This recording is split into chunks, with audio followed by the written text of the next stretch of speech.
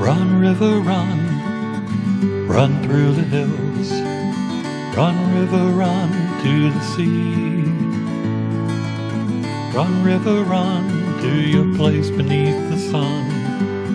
Run, river, run over me. Hi, welcome to Be My Guest. This is Jan Lewis. Today we have Gina Hubsch and her daughter Scarlett, and they're here for the GoFundMe fund to tell you, though, about the story, about why they're having the GoFundMe fund for their daughter Scarlett, who's sitting right beside Gina, her mommy. We got Daddy Jason sitting out in the peanut gallery watching the whole thing. And the story I found out about Scarlett was in the Hopedale paper. Neighbors rally around 4-year-old Scarlett. Dear Mommy, you're going to tell us all about this, but it's called Batten Disease, and it's rare. Can you start? How did it all begin? Sure. Yes. So Batten Disease is considered an ultra-rare disease, and there are actually 14 different forms of it, CLN 1 through 14. Scarlett has CLN 2, which is the type of Batten's disease that she has, also called late infantile Batten disease. Named after when it's typically diagnosed, usually around the age of 3 or 4. So for Scarlett, everything was completely normal until one day, June of 2020 actually. We were sitting down eating dinner as a family, and I asked her if she wanted more to eat, and she said yeah, but as I looked at her eyes just looked funny. They were kind of darting around. And yeah. I looked at my husband and I said, does she look funny to you? Is that what's called nystagmus? It may be, actually. Yeah. I'm not even certain. And so we just became concerned because she did look very slightly off. Picked her up, and I actually called my mother because she's a nurse. We were living in Texas at the time, and my mother was in Massachusetts. So I called her and I'm like, something weird is happening, and I'm trying to explain it to her. And as I was doing that, she went totally limp in her daddy's arms. Eyes still open, staring off to the side, lips started turning blue, and she started sounding like she was struggling to breathe. So we called 911. By the time the ambulance got there, she had returned to normal. Things were fine. Isn't that always the... But it scared the heck out of us, and Yeah. I couldn't explain, what was happening. I had never known anyone to have a seizure. We had no family history of this. Mm-hmm. We did bring her to the ER and got her checked out, and everything looked good. But they did have us come back a week later for what's called the new Onset Seizure Clinic. So basically they hooked her up to an EEG, a 20-minute EEG, and the idea really is to try and induce a seizure, to see if they'll have a seizure, and they're measuring brain waves. So as they were doing it, things looked fine until they started flashing the lights at her. She is sensitive to strobing lights, we found out. She actually seized during the EEG, which is really quite rare. Yeah. She could see a light? So it's when they do the strobing, she just turned her head to the side and did the same thing that she had. And her seizure was actually so long that they called for assistance, and she snapped out of it right before they got there. Isn't that something? So at the time, it was, COVID was still fairly new. Yeah. And so my husband was not allowed to come with us in the hospital. Why? COVID. Mm-hmm. Only one parent, yes. Right? Okay. So he was waiting out in the hallway, and of course, we didn't expect any of this to happen.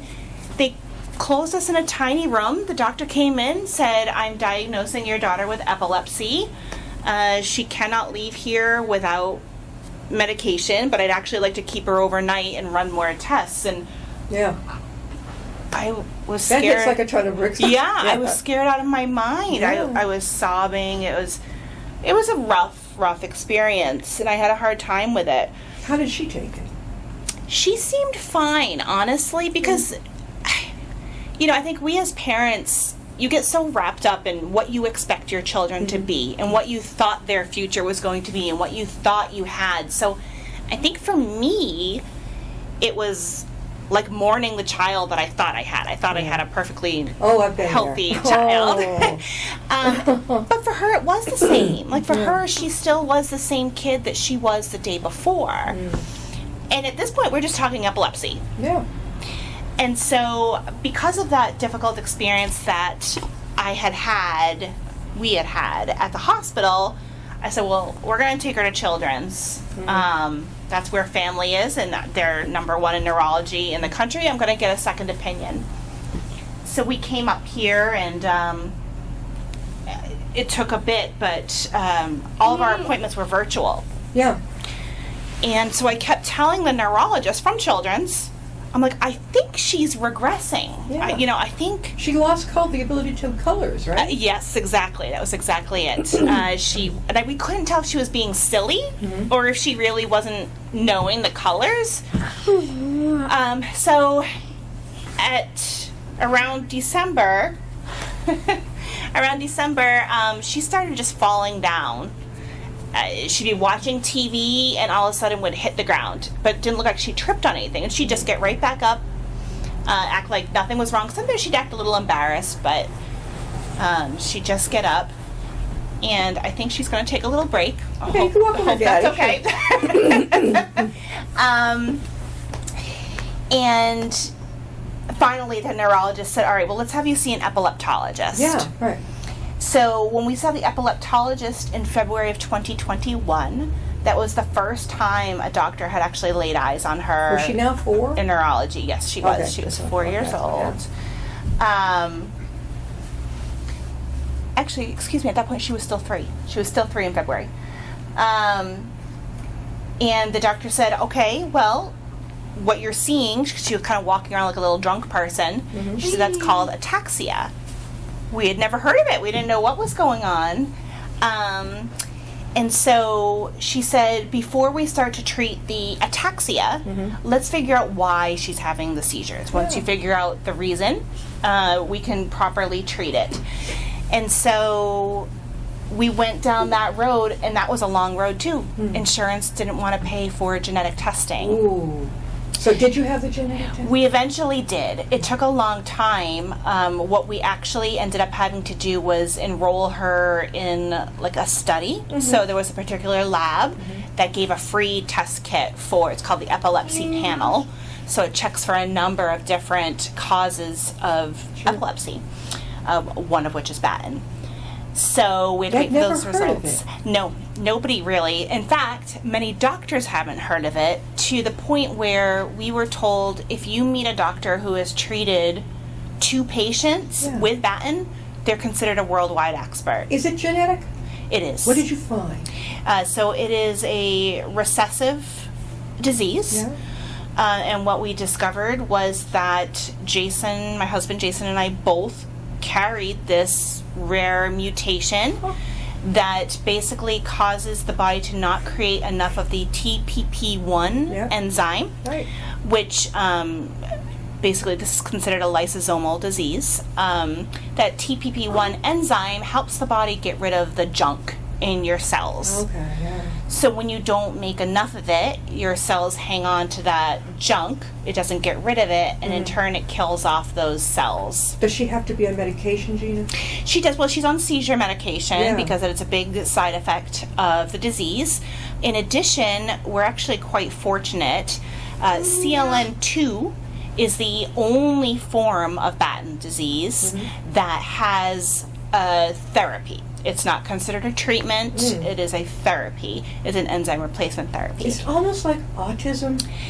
I guess you could say it could present that way. There was a period in time where, like, if you didn't know her history, you might think she was autistic. But if you knew her before, you would know the difference. Oh, for sure. What about your little one? You have a son? Yes. How old is he? He is 15 months old. I'll bet you're watching him like crazy. Yes. Well, we actually, again, very fortunate. The earlier you start this enzyme replacement treatment, the better off you are. So we actually had Cody genetic tested when he was 3 months old. And he is a carrier, like Jason and I, but he is not affected by the disease. Wow. Yes. So when he gets married someday, if he marries a woman who isn't a carrier, is it like a crapshoot as to what happens? Okay, it's equal. Okay. Yeah. Well, so if he marries somebody who is not a carrier, they still have a 25% chance of their child also being a carrier. We are talking with Gina Hubsch. I got it right. Yeah. She is the mom of Scarlett Ray, she has got that rare subleptic type of disease called Batten Disease. And they're Batten, sorry. And they're doing a GoFundMe for their daughter. How can they reach you, Gina? Yes, they can reach us a number of ways. Our GoFundMe itself is www.gofundme.com/support for the number 4 Scarlett. And we have a website as well where you can also buy merchandise, such as these Scarlett's Tribe t-shirts that we benefit from, as well as be led to our GoFundMe. That website is www.smiles4scarlett.com. Are we looking at humongous medical bills? Yes. And the insurance, well, I cannot understand why they wouldn't cover this type of thing. Not at all? Well, so they will cover the enzyme replacement treatment. Yeah. The problem is that you need to jump through a lot of hoops, of course. It's an expensive treatment. So before they would even approve her to get the treatment, it got denied a number of times, and then they do what's called a peer review. So basically, Scarlett's neurologist at Boston Children's Hospital gets on the phone with a physician through the insurance company, and they speak as professionals. Right. And at that point, it was approved. Yes. Only when it got approved, they actually somehow approved Cody for the treatment and not Scarlett. So, Cody, your son? Yes, who did not need the so treatment. So you had to go through all this nonsense again. Yes, it was messy, but a lot of people jumped through a lot of hoops for us. Yeah. It was a big deal. You figure from the time that she was diagnosed, and this is a terminal disease right now, we're desperately hoping for a gene replacement Didn't know that. treatment. But it was terminal? Yes, this is terminal. Yes. Can she make it to a teenagehood, or? Average life expectancy is 12. But the enzyme replacement treatment is designed to hopefully extend her life expectancy. It's designed to slow the disease. And that's only been approved since 2017. Oh, that's close. So we don't have any really long data to see what happens to these kiddos or how much longer they could potentially make it. But if we could figure out a way to do gene replacement therapy, I mean, that would be life-changing. How can they, who would they ask about that? Just people can step up? Yeah, well, no. So it's a number of biotechnical firms. They end up trying to get funding to do the testing, the studies, to find a treatment. The problem is that because the disease is ultra rare and it affects such a small group of people, it's hard to get the funding to back it, because there's not enough people affected to warrant the studies. So in other words, you have to have Batten yourself before you can help? Well, no, it's not that. It's that you need to study the kiddos that have it. And there's so few of them that do have it. Right. I mean, you're talking sample sizes of 5. So they would take genes from these children to her? Just to study it. And then they would make it in a lab. Yeah. And then there would be a one-time injection that would then go in, and it's quite interesting, but the way it attaches to the existing gene and basically takes over. Oh my God. So we would get this replacement of the gene that would then start making the enzyme that could then get rid of the junk, which then over time, I mean, who knows, anything could happen. Gina, have you folks been in touch with UMass Medical? They have research. They have everything over there. You know, it's funny you ask that question. I feel constantly like I'm not doing enough. And that is why awareness is so important. I know them. You never know who's going to know somebody. Yes. And that's why I think Jason and I are typically fairly private people, but we've had to not be private when it's come to this. Like, the more people that know, the better. The more people that meet my child, it makes it feel real. And you don't know who's going to know somebody. I don't know what to do as a lay person, like where to start, and there's a lot of information for me to sift through. Well, they have not only research is big at UMass, they also have the medical school attached. They have 3 campuses of the hospital. I've been going there for years. In fact, yesterday we interviewed one of their thoracic surgeons right where you're sitting. Oh, wow. He is, oh gosh, I think I could help you out there. That'd be wonderful. Boy, that'd be phenomenal. don't ever overlook UMass. Yeah, no, well, nowhere. No, there's not a single person I'm overlooking. There's not. Yeah. I will talk to anybody who's willing to talk to me. Definitely, yep. So- They have research is big over there. Yep, and that's what's so huge. I am reaching out to people on my Facebook, my friends that work in biotech. I reach out and I'm like, what does this study mean? Like, I'm reading through it and I'm just not understanding. And this is how I believe we're going to eventually get somewhere. Yes. Talk to everyone who will listen. Gina, again, how can they reach you? So again, you can either go to our website directly, which is www.smiles4, and Scarlett is with 2 T's, Scarlett, or our GoFundMe page itself is gofundme.com/support for Scarlett. So the website is Smiles4 and the GoFundMe is Support for. You know, being a parent, and I went through nothing as serious as what you're going through, but you're sort of like, not a lost child, but you're thinking, okay, the doctors are saying the child needs to be medicated. Mm-hmm. Okay, it's going to get him through the school day. Let's do it. Mm-hmm. But then years later, the kid's furious at you, like, you gave me to... Mm-hmm. It's like you're damned if you do and damned if you don't. Yep, absolutely. And it's a tough call for any parent. And with Batten disease specifically, you need to move fast. I mean, your body is constantly trying to throw out the junk, and if it can't throw out the junk, it's piling up. So is it a cancer, Gene? Is it a form? Nope, it's not. It's not. It's just a lysosomal storage disease. So it's basically fat and junk that's just piling up in the brain and suffocating cells. But it's not a cancer. I almost wish it was, because a lot of cancers have treatment. But but no. So we end up being told your child needs to go in for brain surgery right now. They need to have a port put in into her head, and she's going to have these treatments. She has treatments every other week, and she will for the rest of her life. Now she's going to be looking at surgery. She already has had surgery. She's had multiple surgeries, actually. How did she handle that? She is amazing. I cannot believe this child's pain tolerance and how she comes through smiling. She's handled medications really well. She actually did get bacterial meningitis in February of this past year. Yeah. So she was hospitalized for 8 days. They had removed her port, had to heal, then go back in for brain surgery, put a new port in. So she's had a number of brain surgeries at this point, and I mean, she's such a trooper. She smiles, she still laughs. I mean, it must be hard to see her.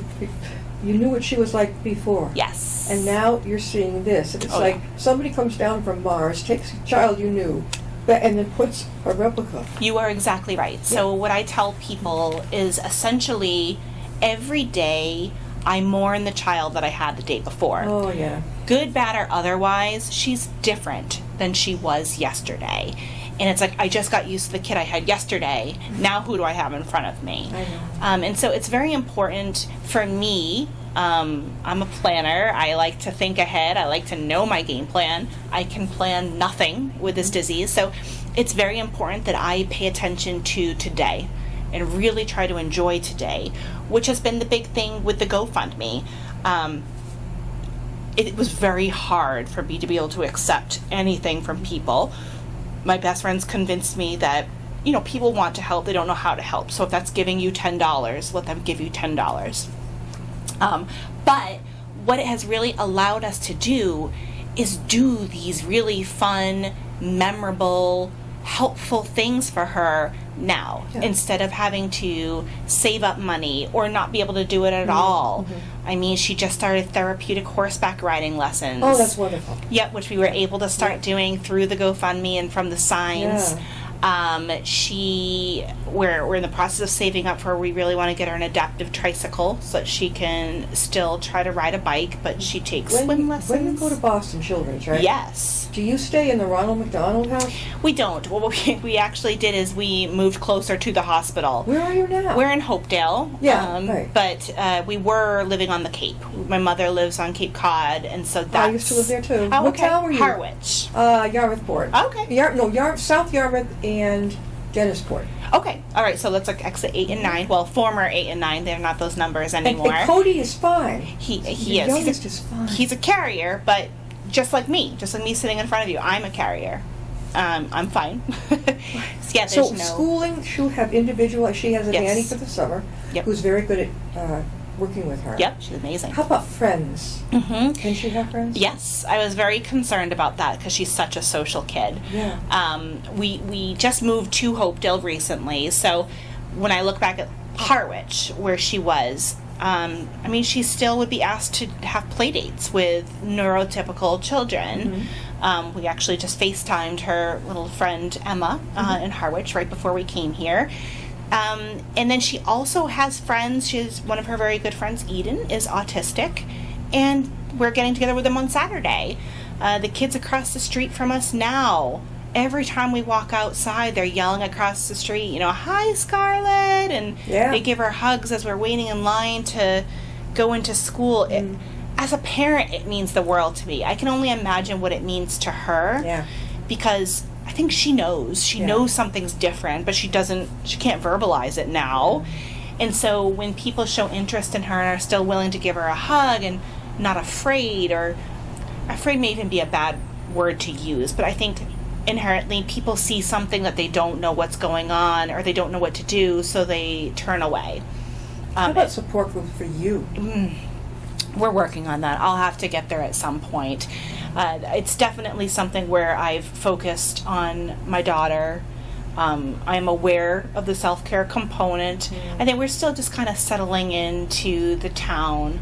Hopedale is great. The library's beautiful. They've been amazing. Everyone, wonderful. What about, you know, that Hopedale Day in the Park is coming up in September? Yes, She might like that. they're actually going to be doing a yard sale there to benefit Scarlett. Awesome. Are you going to be there? Yep, we'll be there. Okay. Yep, we'll absolutely be there. We're excited for it. But yeah, I'm a very social person. So the fact that other moms in the neighborhood have reached out and invited me out to do things, that means the world to me. Because as horrible as this is, I am more than just my sick child too. Sure. And so I appreciate the companionship of other adults and to be able to have a conversation that isn't just surrounding doctor appointments and therapies and medications. Sure. And, It's so got to be a it's nice to playtime for you. balance. If you found something that you love to do and your husband works at home so he can watch her, do you go do it? Yes, yes. I try to be very conscientious of that. Like, I make sure that I am doing that, even if it's just going to the store, going to Big Lots. It's a little time for myself to do something that isn't carting children around. I gotcha. But yeah, I mean, if I'm going to be completely honest, I haven't had my hair cut in over a year. I haven't had my nails done since before she was diagnosed. I mean, silly first world problems, but things that I used to do to feel like self-care, it's like now I walk around and I feel kind of like a shell of myself. So when I can go out and do something and have an excuse to put on some mascara or to wear some normal clothes, it's a big deal. Yeah. And you feel kind of guilty for that though too sometimes, because you're trying to balance. You balance taking care of you and your family. Have you contacted at all if they put you in touch with other parents to have a child with Batten? Yes, actually there's a fantastic organization called the BDSRA, bdsra.org, and they support all Batten families, so 1 through 14. But they also match you up in the individual groups. So Scarlett and they had their annual conference in Cleveland, Ohio, July 7th to the 11th. And she and I drove to Cleveland and went and met these amazing people. So other people that have children currently with CLN2, as well as the other Batten diseases. And also a lot of parents who have lost their children along the way that were just fantastic supports to us. So right now, the real lifesaver, besides GoFundMe, yes, would be to have the gene. What is that called? It would be gene replacement therapy. Gene replacement therapy. Yep. And the way to do that is to get the word out to as many laboratories and research centers in America. Exactly. We've got it right up the street in Worcester. Mm-hmm. They're fantastic. Yes. Oh, absolutely. yeah, really. Absolutely. I think definitely. And if they don't have, it's like a rolling You ask one, no, but we don't, but we can refer you to. Exactly. And that means so much. Yeah. But yes, it's all about, and it's fundraising too. But it's talking to the FDA, trying to get the FDA to approve some of these orphan drugs and other things to help our kids. Sure.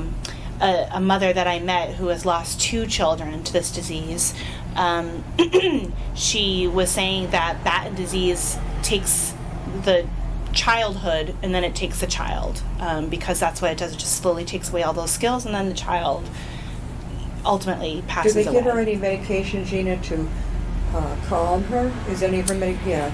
Yeah, so we have a couple of rescue meds, but one of which we can use when she starts having a certain type of seizure known as a myoclonic seizure, which can be kind of upsetting for her. It's not considered a medical emergency, but or when she wakes up in the middle of the night in hysterics and we can't calm her down, she does have a dissolvable tablet that she can take. Good. Thank goodness. Yes, luckily we only need to use it maybe once or twice a week at most times. So she's knock on wood, very well controlled with her medications right now and doing reasonably well. We've been talking with Gina Hubsch, and we have about 4 minutes left. Gina Hubsch, I've got it. You got it. And she is the mom of Scarlett Ray, her daughter. You may have seen her in the beginning of the show, who has Batten Disease disorder. This is not common. And but if you know of any places that are doing research on this type of thing, not necessarily around here, we're very lucky out in Worcester, but all around the country, tell them again how they can reach you, Gina. Sure. Our website is www.smiles4, Scarlett.com. And we do have a GoFundMe as well, which currently is the only place that we're accepting donations online. And that is www.gofundme.com/support for Scarlett. And you have any events coming up for GoFundMe that you should know about? Well, we're going to be participating in a yard sale during the Hopedale Day, September 9th of this year. And we're looking to do some kind of a winter fundraiser, and then we've got the annual golf tournament, which we're targeting for next May of 2023. If you have the time, do you and your husband golf at all? No, but we'd like to start after watching this year's tournament. We'd like to learn. That's good. Well, welcome to Hopedale. Thank you. We're so very grateful. We chose this place because of the name alone. Hope. We need to stay in touch. I'm going to look up a few things for you. I'd love that. And don't be shy, anybody. If you want to get in touch with me, too, about this, please do. JJL3000@verizon.net. You can get in touch with me, and then I can pass the word on to Gina and her husband. Okay, they are going through quite the battle. Batten disease does not have a great outlook, but if they can get a gene replacement, bingo. That child may have a normal life. That's right. Thank you for bringing yourself and her. Thank you for having us. We appreciate your time. Welcome. We'll see you next time with you, my guest.